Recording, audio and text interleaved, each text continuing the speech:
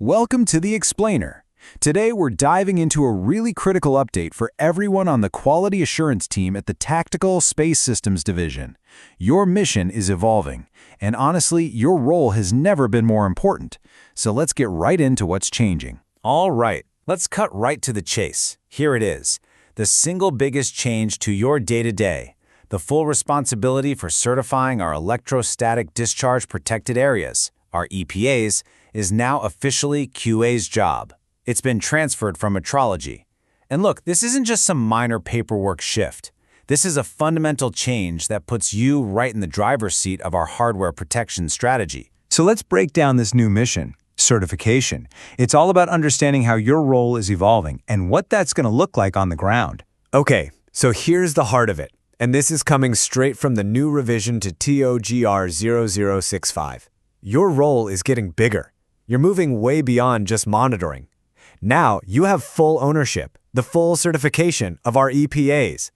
That means you're no longer just an observer.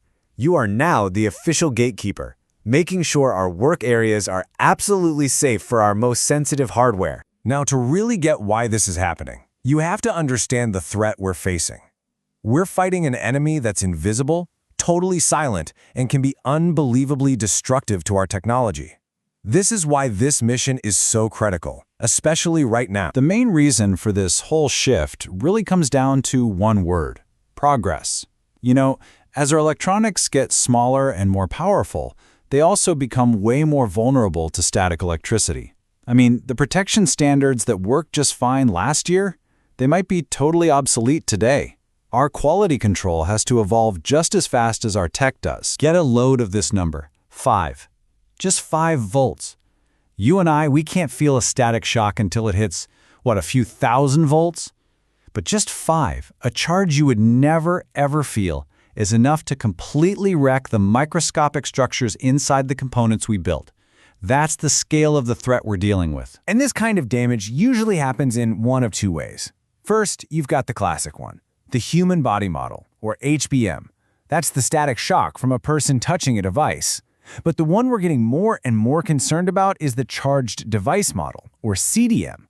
That's where the component itself gets charged up and then discharges. Boom! Catastrophic failure. Your certification work is our #1 defense against both. So, now that we know what's at stake, let's talk about the rules of engagement. Because this isn't guesswork, right? This is a mission that's guided by very precise industry standards and our own internal requirements. These 3 documents, this is your new playbook. Seriously, think of it like this. S2020, that's the high-level strategy for our whole ESD program.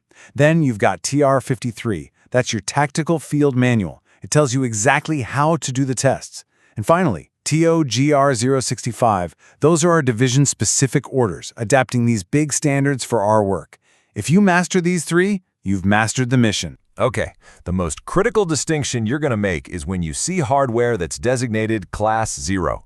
When you see that, think of it as the highest possible threat level. It's basically a big red flag from the industry. Any component that can be damaged by less than 250 volts is in this category, and it demands our absolute strictest controls, no exceptions. And this chart shows you exactly what that means. The kind of hardware you're dealing with dictates the level of control. For a standard Class 1 area, yeah, a daily wrist strap test is good enough. But for Class 0, no way. That's not enough. You need a wrist strap plus a continuous monitor. It's mandatory. Same goes for humidity. It needs to be tighter. And ionization isn't just as needed, it's required. These aren't just suggestions. When you see Class 0, every single one of these stricter controls has to be in place. All right, let's get into the how.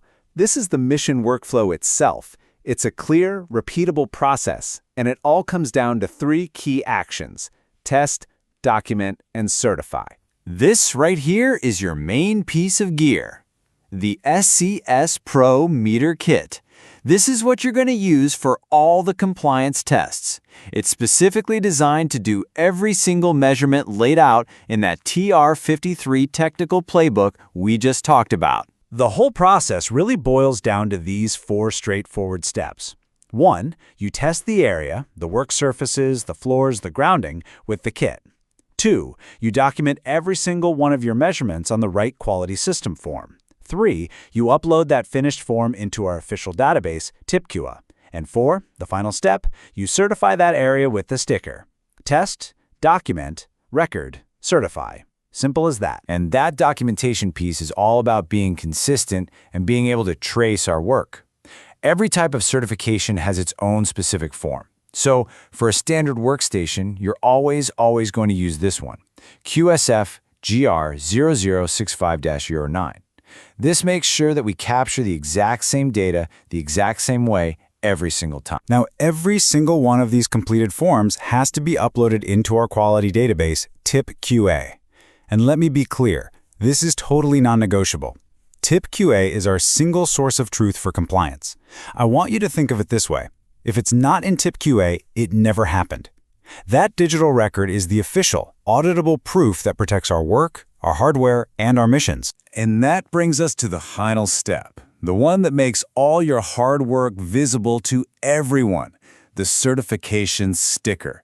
This little sticker is the universal go signal for operators, for auditors, for supervisors, for everyone. It is the clear, unmistakable sign that an area is compliant, it's safe, and that QA has officially signed off on it. So when you put it all together, what does this actually mean?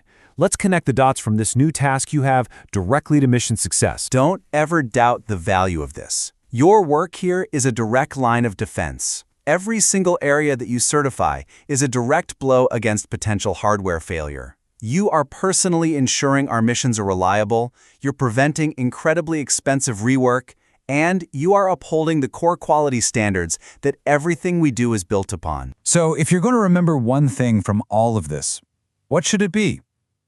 I think it's this. Your expertise is now being used at the most fundamental level possible. You're not just watching the process from a distance anymore. You are now on the inside, certifying the very foundation of our entire production environment. And that's really the bottom line. Your skill, your attention to detail, your diligence in this new mission. That is our first and our best line of defense against a very real threat. Mission success, truly, starts right here, with the work that you do certifying these areas.